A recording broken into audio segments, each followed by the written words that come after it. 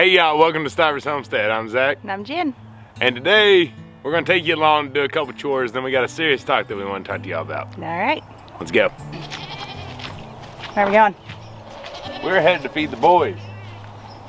I moved the other fence today. Cool. Hi, boys.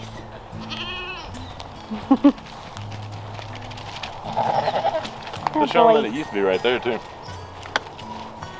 Yeah, so that's where it was. And then we got the extra one, so he was able to just move it without having to move the goats yet. You want to see something amazing? What's that, buddy? Hi, big guy.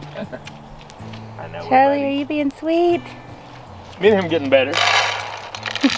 Getting better. I can't believe you touch him, he stinks. I know.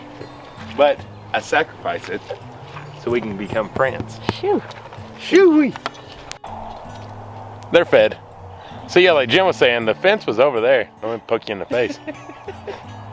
The fence was over there, and so that's the great thing about having a second Premier 1 fencing.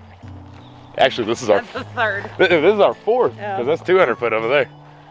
So instead of having to put the goats anywhere, I was able to just move this fence over into a new area of bushery. I always say bushery. What is it, babe? What's the word? Brushery? Bushery. I don't know. There's a whole bunch of stuff right there that they get to eat. So, you know, I got this moved over, so tomorrow we're gonna go get some fresh straw, and then we'll move them over into this pen, and they'll get a new little area to chew up. Lots of rain here. Everything lot of rain. is wet. The ground is saturated. Makes it easy to move fence though, because it's got does. little posts and it just comes in and out very easy. But it's that time of year where you just have to get straw continuously. Yep. Getting straw and making sure everyone's dry. But it's not too cold, so that's nice. Today it isn't. Kentucky's weird. I think everywhere's weird, but Kentucky's just super weird. Yeah. Well, I mean, it's like gonna be almost 60 today, but it's also still cold. Winter and it in doesn't make Kentucky is rain. You never see the sunshine and it rains for weeks. And then we'll get like 3 days of a terrible ice storm or something, and maybe a couple snow days, but nothing nuts. So, boys are fed. Yep. There's a better shot of it. You can see all the... You haven't showed them your haykeeper dryer. I haven't shown them the haykeeper dryer in a while. So I've got to give a little credit to Mai, even though ours look totally different. He built a haykeeper dryer with a like patio umbrella, and so I was like, what can I do to try to help keep our goats hay dry? I believe it was my idea. Everything's your idea. Everybody knows this already. So what I did was I took a little fencing and I folded it, and then I just put it up underneath our goat pens that are on the hangover for the tin, and it keeps their hay dry. Yeah. Genius. To Jen. That's there. That's there. He said, I'm eating, woman. You a good boy? Yeah. And he said, my life kind of sucks. I'm just the weather. I gotta hang out with this guy all day. Charlie's not that bad. He said, why don't you live with him for a day? No. He's a big boy. By the way, No Shave November, strong right now. What, we got 8 more days left, babe? I think so. I'm ready to get it off my face. Me too. I don't know how y'all do this with those beards. My Definitely goodness. ready for you to get it off your face. If someone says, oh yeah, it doesn't do anything, you don't even know it's there, they lying. Yeah, it's not the look. I don't mind the look. Where you going? Oh. You gotta watch stuff there, babe. Everything's wet. It's the feel. The feel? Texture. I don't like the feel either. I'm like eating it. I moved these guys today. Very easy. They're doing well, staying dry.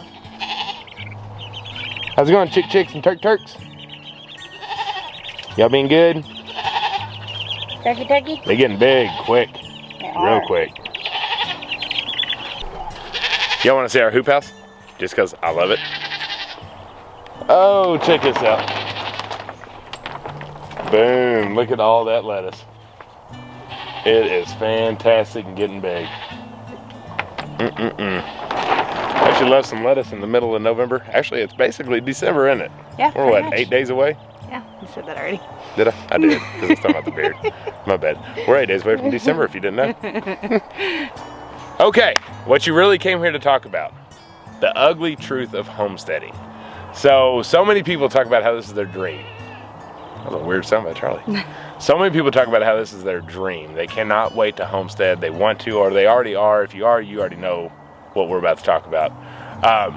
But we wanted to kind of share this information just to prepare anyone that is going to jump into this. And that is mainly to do with your friends and family. So when you do homesteading, your time is consumed by a lot of things. Feeding animals, watering animals, maintaining, maintenance. Things breaking, fence going down, electric fence stopped working, you're out of food. There's always something. There's always something. Now, let me start off with, we have zero complaints. This is the life we chose and we love it. But there are, with every good, there's a negative, right? And we don't necessarily see it as a negative, but we just want to make sure you're informed. So, for example, my grandparents came over the other day, barely got to speak to them because we realized the electrical fence was not on. Yep. It was not, well, it was on, but it didn't have any power to it. Actually, it's because he touched it. And that's how we realized that it wasn't working. So I had to spend that entire visit going through every single post, making sure everything was okay, and then trying to track down the problem, which we did, by the way.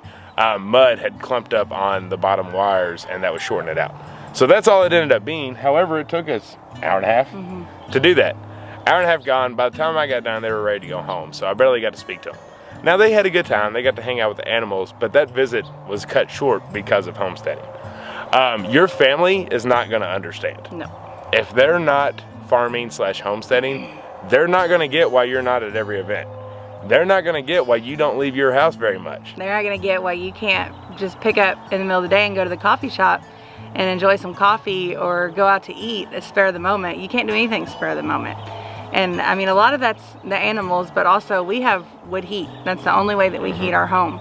If we leave in the wintertime and it's cold and we don't come back for a few hours, we've lost our heat. Right, we got to start all over, building a fire, getting the hot coals back going again, and getting the house warm. And my old rule is sometimes when it gets hot in there, if I lose my heat, I got to start over. Yeah. So is that a problem for you? It's not for us. Our family has come to understand it. At first they didn't. At first it was rough. You know, it kind of hurt feelings that we couldn't just pick up and go or be at all the events, you know, all the gatherings, all the dinners. But then, you know, after a year or so passed, they finally understood. Plus they started coming over and they were like, wow, you are really busy. Yeah. And now I get it. Yeah. So, and somebody might say, well, you all went to like 100 homesteading events last year. Well, it wasn't 100, it was like four or five. But those take time to plan out. You have to plan out who's going to be here this day, who's going to be there that day. Do we have every day covered? There's a lot that goes into doing anything for more than a day. Your friends and family don't understand why you don't go anywhere. Is that a problem for you or no? So, and it's not even that your friends and family won't understand. Are you okay not leaving? Yeah. You know, are you okay being home? And you know, when you go out, it's basically a full day event to get everything done. Like we spend the weekend sometimes, and we also like doing it on the weekends because we know people are on the compound here. It's nice knowing that somebody's on the hillside, so if say an animal got out or something like that, they could give us a call and we could come straight home, or they could assist. It's a little scary when it's like middle of the day and it's just her on the hillside, and no one's here. You know, when she leaves, it's kind of a toss-up. You're obviously everything's secure, but anything can happen. So when we say these things, it's not to try to scare you away from it. It's just we want to make sure that you truly understand that you're not going to have all the freedom in the world to do whatever you want. And the biggest key is it's going to make people mad. But as it makes them mad at the beginning, it makes them love it even more as the time goes on. Yeah. We've had family, like my mom, I know, you know, she was kind of against it at first, but now she's like the best babysitter there is that's up here. Yeah. We can see every day that she's getting a little bit more into it. That's the same with Karen. Yeah. And another thing is they're not going to understand your joy.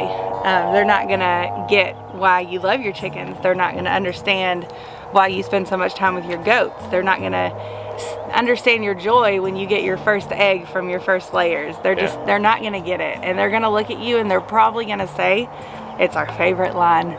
You know you can just buy that at store, right? Favorite line. So much. Anytime we try to give it all the time. Try to give it goods away, or we talk about what we're doing, especially like with the meat chickens that we're doing now. They're like, you know, chicken's cheap in store, right? Yeah, drives me we're crazy. aware. We get that. So you're not gonna get no chicken Yeah. when we harvest them. So it's whatever. Go buy yours at the store. Yep. But those are things that are gonna happen. You're not gonna have that support system that you may think that you're gonna have jumping right into it. But I'll tell you what, if they're true friends and family, once they get adjusted and they see you and how much you love homesteading and how much you love your animals and your garden, if they're true friends and family, they'll be happy for you and they'll get right behind you and they'll say, you know, what can I do to help? Or how can I support you? Or best case scenario, they join you and they start doing the same things. That's what it's all about. Right. We actually had a good friend of ours yesterday say that, and it was something that was really cool. There's a lot of people that might like what you're doing or even love what you're doing, but it truly shows when they support what you're doing. So are they helping? Are they actually physically getting their hands in some dirt? Are they willing to feed an animal or help chase one down if it gets loose? Those are the things that it's like, okay, we love you and you actually truly do love us kind of thing. There's kind of three different types of people that you're going to come across within homesteading. You're going to have the naysayers completely that just want nothing to do with it. You can buy it at the store. And they're never going to understand it, ever. And you just got to accept it and understand that it's fine. You don't have to try to convince them it's your life, it's their life, whatever. You're not going to give them canned goods in the wintertime. And then you have the ones that are the in-betweeners. This seems kind of crazy, but I kind of understand it. They'll eventually come on board or they'll become a naysayer. Most part though, they're gonna come on board with you and they're gonna start enjoying it. No telling how long that might take, but you just kinda gotta be patient and wait. Then you're gonna have the ones that love it right off the get-go, that are fully there with you, 100% supportive, always there. That's the one thing I can see is the ones that are always there. Like, y'all like this a little, don't you? Yeah. So that's kind of the three people to be expecting when you jump into this and start homesteading. Just be ready for that. Yep. Okay. That was a lot of negative stuff, right? It's nothing to even take as a negative. No. By the way, y'all see my dead peas back here? Yeah. We haven't pulled them up. I keep seeing them in the camera. It's just to inform you and make sure that you know, because I kind of wish somebody would have told us at the start. Because it hurts your feelings. Yeah, it does. And you don't necessarily expect it, but if you're prepared for the negative, then you can not take it to heart. Right, you can be like, oh, that's right, that's what Zach and Jim was talking about. So it's okay. You're not a true friend. And that's not it at all. And then you can pray for them. Right, and they might be that their hearts change.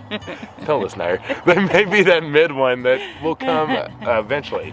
I think actually Doug off-grid Doug and Stacy says it very well. He's like, it doesn't matter, just do it. If it's in your heart and you love it, just do it. Doesn't matter. They'll either come or they won't. Even if it's your mom, your sister, your brother, if they don't get it, follow your dreams. They'll eventually hop on board or they won't. You can love them just the same. You can pray for their hearts to change. Might not always happen, but best case scenario, it will. And I'm the worst at it, y'all. I'm 30 now, and I can't even say that I'm old because I know 30's not old. But I'm getting older, and when I was younger, all I cared about was pleasing my friends and family. Life is too short for that. It was crazy. I just wanted to make sure everybody was happy and everybody was cool. Everybody was cool with us and didn't have any issues with us. But now I'm like, it's whatever. I'm finally happy, and now I don't even care no more. It's if it is what it is. I hope y'all love us. I hope y'all want to do this thing, but it's cool. We understand it if you don't get it. So that's the biggest thing that we're trying to get over to you all. Do what's in your heart. Don't let anyone affect that or impact it whatsoever. No matter if it's every single person you know is on that worst case scenario of the naysayer, still do it. It's fine. That's why we have communities like this on the YouTube. That's why we have friends that we can talk around. That's why there's all kinds of farm co-ops and different stuff that you can join locally to build your new community or have your community of like-minded people. So all that being said, just a forewarning to have it in your mind to be prepared when that time comes and you're faced with it. But keep fighting for that dream. That's right. Keep moving forward and get you that homestead slash farm, whatever it is that you want to call it, city-stead and farmstead. There's so many names. Get it. Do it and get it. Jump right in and go for it. We always keep saying don't go head first like we did, but if that's what you want to do it, right? It don't matter. You're going to figure it out, you're going to fail, and you're going to succeed, and you're going to learn from it. Yep. So I hope all that rambling made a little bit of sense with you all today. But sometimes we like to take a break, express some of the things that we know that we've witnessed throughout our how many years we've been doing this? 5 years? And so we like to share that information to you all because we do know there are a lot of people that are just starting or getting ready to start that watch our channel. So we like to share all of our experiences from detail to beginning. Yep. All right. Well, y'all have a most wonderful Saturday, and we will talk to you in the comments, talk to you on the Stiv Tribe. Go join it on Facebook if you're not a part of it, and we love y'all dearly. That's right, and if you're new to this channel, give us a like and subscribe below. Yep. Until the next one. Bye, y'all. Bye.